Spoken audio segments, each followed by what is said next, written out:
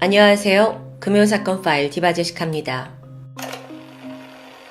2009년 7월 5일 전라북도 임실군 덕치면에 살던 65세 남성 안씨가 술에 상당히 취한 듯 비틀거리면서 집에 귀가합니다. 부인이 있던 집 안에 그가 들어서게 되는데 곧바로 고꾸라져 버렸죠. 놀란 아내 허씨는 즉각 남편을 부축해서 거실로 옮겼는데 남편 모습이 어딘가 이상합니다. 단순히 술에 취한 것 같지 않았어요. 자세히 살펴보니까 눈에 맞은 듯한 상처가 있었고요. 신고 있던 장화도 벗겨보니 대변처럼 보이는 이물질이 묻어 있었죠. 더 정확히는 그가 변을 지린 것 같았습니다. 아내 허씨는 이게 어떻게 된 일이냐 라면서 자초지정을 물었지만 안씨는 영 제대로 말을 잇지도 못했습니다. 결국 아내는 서둘러서 남편을 병원에 데려가기 위해 채비를 하게 됩니다. 그때 마침 가깝게 지내던 아내 여동생의 남편, 즉 제부죠. 제부 김씨에게 전화가 왔습니다. 그래서 자초지정을 설명했더니 제부가 고맙게도 자기가 직접 안씨를 병원에 데려가겠다고 했죠. 허씨가 고마워하면서 제부에게 남편을 맡겼고요. 그렇게 두 사람은 차를 타고 길을 나섰습니다. 그런데 얼마 지나지 않아 제부 김씨가 홀로 집으로 돌아왔습니다. 그가 설명하길 병원 근처까지 가긴 했는데 갑자기 안씨의 태도가 돌변하면서 병원에 안 가겠다고 차 문을 두드리면서 저항을 했다는 거죠.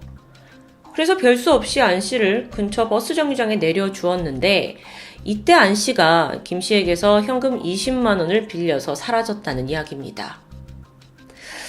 참 이날따라 모든 게 예상 밖으로 흘러갔어요. 아내 허씨는 일단 알았다면서 남편을 기다려보기로 했죠.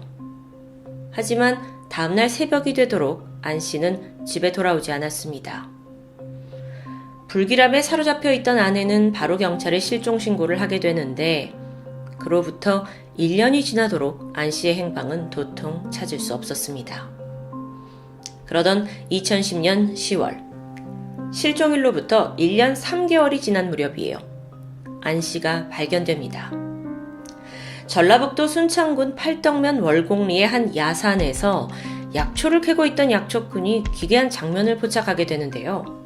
웬 구덩이에 수십 개의 동물 뼈조각이 마구 이렇게 흩어져 있는 모습입니다. 처음에는 누가 쓰레기를 불법으로 버렸나 싶었어요. 그런데 가만히 가까이 다가가 보니까 그 중에 하나는 동물이 아니라 사람의 등뼈였습니다. 즉, 이게 유골이었던 거죠. 야산에 묻혀있던 백골 사체는 약 30cm 깊이의 구멍에 얕게 묻혀 있었는데요. 속옷만 입고 있는 듯해요. 당시 출동한 경찰이 신원을 파악해보려고 했지만 워낙 부패가 많이 진행이 됐고요. 또 주변에 유류품이 없어서 결국 신원 미상자로 남고 마는데요. 하지만 그로부터 3개월이 지난 후에 여러 조사를 거친 끝에 이 백골 사체의 신원이 실종된 안씨라는 게 밝혀집니다. 그렇게 실종 1년 3개월 만에 임실에 살고 있던 안씨가 순창 야산에서 백골로 발견된 상황입니다. 근데 왜 순창일까요? 그는 순창에 아무런 연고가 없습니다. 실종 당일 그 제부 김씨와 가려고 했던 병원도 순창이 아니라 전주에 있는 병원이고요. 어쨌든 부검을 하게 되는데 워낙 부패해서 정확한 사인은 밝힐 수 없었습니다. 하지만 여기에 무시할 수 없는 아주 중요한 특이사항이 있었죠. 시신의 양쪽 손목이 없었다는 겁니다. 물론 얕게 묻혀 있었기 때문에 동물이 가져갔다고도 볼 수 있어요. 근데 그렇기에는 마침 양쪽 손목 2개가 다 없습니다. 경찰은 이걸 보고 범죄와의 연관성을 의심해봐야 한다고 여겼습니다. 그리고 혹시 안씨가 사망하기 전에 누군가 몸싸움을 했다면요? 막 저항을 하면서 손톱 같은 곳에 이 상대방의 흔적이 남아있을 수 있죠. 그럼 범인이 그걸 인멸하기 위해서 손목을 절단했을 수도 있기 때문입니다.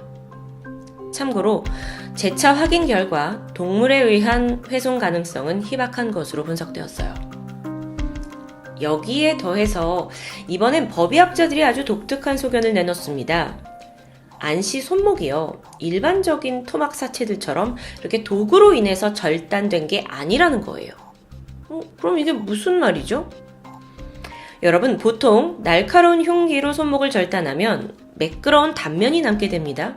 그래서 법의학자들은 그 단면을 보고서 어떤 범행 도구를 썼구나 라고 추정을 하게 돼요. 근데 안 씨한테는 그런 흔적이 없다는 겁니다. 아니, 그럼 손목을 도대체 어떻게 절단했다는 거냐? 안 씨의 손목을 가져간 범인이 톱이나 이런 절단기구를 쓴 게 아니라 자신이 직접 관절 하나하나를 다 탈골시켜서 손목을 빼냈다고 볼 수 있는 거죠. 너무 끔찍하죠? 이거는 일반인들이라면 상상도 못할 일 같은데요. 그래서 전문가들은 범인이 어쩌면 도축과 이런 발골에 능한 도축업자의 가능성이 높다고 분석합니다. 네, 그러니까 말이 좀 되네요. 자, 그러면 이 수사를 어디서부터 시작해야 할까요? 경찰은 우선 1년 3개월 전에 실종 당일 안 씨의 행적을 파악하는 데 집중했습니다.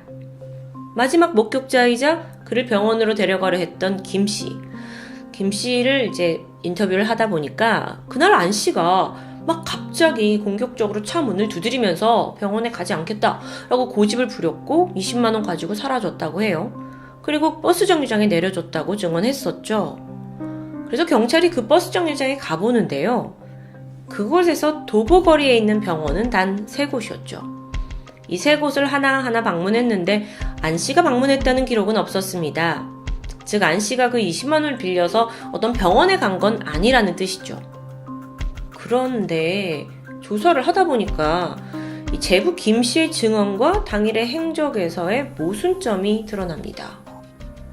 김 씨가 그날 전주에 있는 병원에 가려고 했었다고 말해요. 근데 임실에서 전주로 통하는 도로는 딱 한 군데뿐이죠. 근데 그날 도로 CCTV에 김 씨의 차량은 찍혀 있지 않았습니다. 오히려 엉뚱한 곳에서 발견돼요. 그곳은 바로 순창 방향의 도로였죠. 실종 다음 날인 7월 6일 새벽 2시 55분. 순창에서 임실로 돌아가는 도로에서 김 씨 차량으로 추정되는 차가 CCTV에 포착됩니다. 김 씨가 그때 말하기를 자신의 탑차에 안 씨를 태웠다고 했고요. 이 CCTV 속 차량도 흰색 탑차였어요. 근데 안타깝게 이 번호판이 제대로 찍히지가 않아서 같은 차인지는 확인할 수 없었죠. 경찰은 포기하지 않고 사건 전후 날짜의 CCTV를 하나하나 분석합니다. 그 결과 바로 다음 날인 아침 8시 30분에 같은 차종의 탑차가 이번엔 임실에서 순창으로 향하는 모습이 또 한 번 포착됩니다. 근데 끝이 아니에요. 그때로부터 46분 뒤인 9시 18분에 또 같은 차종의 차량이 다시 임실로 돌아가는 모습까지 모두 남아 있었죠. 다행히 이 2건의 CCTV에는 차 번호가 찍혀 있었는데요. 그게 바로 김 씨 소유의 탑차였습니다. 자, 그러면 정리해보면 새벽에 순창에서 임실로 돌아왔다가 아침에 다시 임실에서 순창 갔다가 또다시 임실로 돌아오는 굉장히 수상한 행적입니다. 당시 경찰은 김 씨를 유력한 용의자로 보고 있었어요. 그 이유가 이 CCTV만은 아니었죠. 과거 김 씨가 개 사육장을 운영했던 전적이 있었기 때문입니다. 그게 무슨 상관이냐고요? 앞서서 안 씨 시신이 발견된 현장에 여러 개의 뼈가 흩어져 있었다고 했죠. 실제로 유골 외에도 소와 돼지뼈 한 40여 개 정도가 함께 발견돼요. 아마 범인이 동물 뼈하고 시신을 함께 묻으면 나중에 백골화가 되더라도 이제 뼈가 섞여서 모를 것이다 라고 생각했던 것 같은데요. 그런데 여기서 주목할 만한 또 다른 특이점이 있었죠. 이때 발견된 동물 뼈들이 모두 삶아져 있는 상태였습니다. 삶아져 있었다? 전문가들에 따르면 이런 형태의 뼈는 보통 국밥집에서 쓰고 남은 사고를 버린 것 같다고 하는데요. 그리고 북밥집에서는요, 보통 이렇게 한번 쓰고 남은 사고를 개 사육장에 판매해서 처리한다고 하죠. 개 사육장에서는 이 뼈를 모아다가 곱게 갈아서 먹이로 사용하고요. 와, 그러면 종합해 봤을 때 개 사육을 했던 김 씨가 삶은 동물뼈를 충분히 확보할 만한 사람이라는 결론에 도달합니다. 여기에 더해서 관련 업자들이 뭐라고 증언했냐면 개를 키우면서 동시에 도축까지 하는 사람이라면 탈골 정도는 쉽게 할 수 있다라는 주장이었어요. 자, 여러분, 우리 모두 한 사람을 의심하고 있습니다. 한편 실종 당일에 안 씨가 비틀거리면서 집으로 들어갔었죠. 그 모습을 본 몇몇의 주민들이 있습니다. 그 목격담에 따라서 안 씨가 걸어온 길을 역추적하게 돼요. 그 결과 길 끝에는 과거 김 씨가 운영했던 개 사육장이 위치해 있었습니다. 물론 당시에는 이미 폐허가 된 상태였는데요. 어쨌든 개 도축장이 있던 자리에 안 씨가 머물렀다는 거죠. 게다가 그날 안 씨 신발에 변까지 묻어 있었는데요. 여기에 대해서 정황을 다각도로 살펴본 경찰은 그가 아마 전기 충격을 당했을 거라고 추정합니다. 변을 지린 듯한 게 사실 전기 충격을 당했을 때 나타나는 증상이기도 하고요. 자, 정리해보면 과거 김 씨가 운영하던 개 사육장에서 어떤 이유로 김 씨와 안 씨가 만나게 됩니다. 그러던 중 안 씨가 공격을 받았고 간신히 도망쳐서 집에 왔는데 잠시 후에 도움을 줄 것처럼 위장한 김 씨에 의해서 납치된 후 살해되었고 순창에 유기되었다는 시나리오. 정말 이게 사실이라면요. 일단 김 씨에게 살인을 할 만한 어떤 동기가 있었던 걸까요? 네. 유력한 것은 바로 금전 문제였습니다. 원래 이 안 씨 부부는 임실 사람이 아니라고 해요. 김 씨네의 도움을 받아서 임실에 정착을 했고 부부가 살던 집 역시 김 씨 명의 집이었습니다. 실제 안 씨가 사망하고 얼마 지나지 않아서 아내 허 씨는 이 집에서 혼자 살다가 쫓겨나게 되고요. 자, 왜 쫓겨났냐 이걸 살펴보니까 김 씨가 이 안 씨 부부 몰래 이 집을 담보로 거액의 대출을 받았던 겁니다. 왜 대출을 받았냐? 김 씨가 도박에 중독된 사람이에요. 그래서 1억 5천의 큰 빚이 있었고요. 그럼에도 노름을 끊지 못해가지고 동서 부부가 살고 있는 집까지 담보로 대출을 받았던 거고요. 결국 이 집은 경매로 넘어가서 다른 사람한테 팔렸다고 합니다. 자, 지금까지 여러분이 들은 범인에 대한 전문가들의 프로파일링, 또 CCTV 속 이 흰색 탑차의 이동 경로, 목격자의 증언, 그리고 김 씨의 동기까지 정황 증거를 다 종합해보면 김 씨는 너무도 유력한 용의자입니다. 여기에 더해서 또 하나의 정황 증거가 추가되는데 바로 시신이 발견된 장소였어요. 이 야산이요.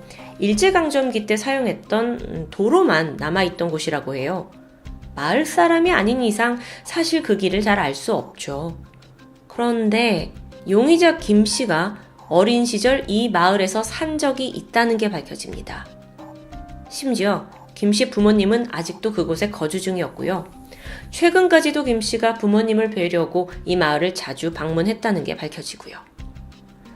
자, 이쯤 되니까 김 씨가 범인일 거라는 경찰의 이 의심이 점점 확신으로 변했고 이제는 정황 증거가 아닌 물증을 찾아 나서야 할 타이밍입니다. 그래서 경찰은 김 씨의 탑차를 조사했어요. 하지만 내부에 혈흔이나 증거가 전혀 발견되지 않았죠. 근데 이상한 일이 발생합니다. 경찰 조사가 끝나고 며칠 뒤에 김 씨의 탑차가 불에 타는 사건이 발생해요. 아, 이게 우연일까요? 아니면 혹시 김 씨가 운 좋게 한 번의 경찰 조사를 넘겼는데 불안한 마음에 남아있는 증거를 다 없애려고 일부러 방화를 한 건 아닐까요? 그 진실을 알 수는 없었습니다. 하지만 우연이라고 보기엔 너무도 수상해요. 사실 이 사건에서 가장 안타까운 부분이 하나 있는데요. 실종 다음 날 새벽에 흰색 탑차가 찍혀있는 그 CCTV, 그게 번호판이 제대로 찍히지 않아서 증거로 채택되지 못했다는 점이었죠. 차종은 동일하지만 번호판이 없기 때문에 아무런 의미가 없는 겁니다. 자, 그러면 시신을 좀 더 살펴볼까요? 이미 백골사체였기 때문에 거기서 알 수 있었던 건 그저 이 손목을 가져간 사람이 발굴에 능한 사람이다 라는 것 뿐이었어요. 근데 또 이것만으로 우리가 김 씨를 살해범으로 몰긴 좀 그렇죠. 만약 안 씨의 손목이 발견된다면 증거가 되겠지만 현재로서 손목은 행방불명입니다. 그래서 이 사건의 결론이 어떻게 되었을까? 안타깝게도 경찰은 김 씨를 기소하기는커녕 체포조차 할 수 없었습니다. 정황 증거만으로는 너무도 부족한 게 많았던 거죠. 왜 하필 그는 안 씨 실종 이틀 뒤에 여러 번이나 순창을 왔다 갔다 한 걸까요? 그리고 왜 하필 경찰 조사 직후에 차량에 불이 났던 걸까요? 그렇게 이 사건은 2009년부터 지금까지 약 13년 넘게 동안 미제 사건으로 남아 있습니다. 최근 한 범죄 전문가에 따르면 이제는 13년 전과 달리 이 한국의 수사기술이 상당히 발전을 했기 때문에 다시 한번 그 탑차가 새벽에 찍혀있던 CCTV를 조사해보면 그때는 판독 못했던 번호를 식별할 수도 있을 수 있다라는 희망을 시사했습니다.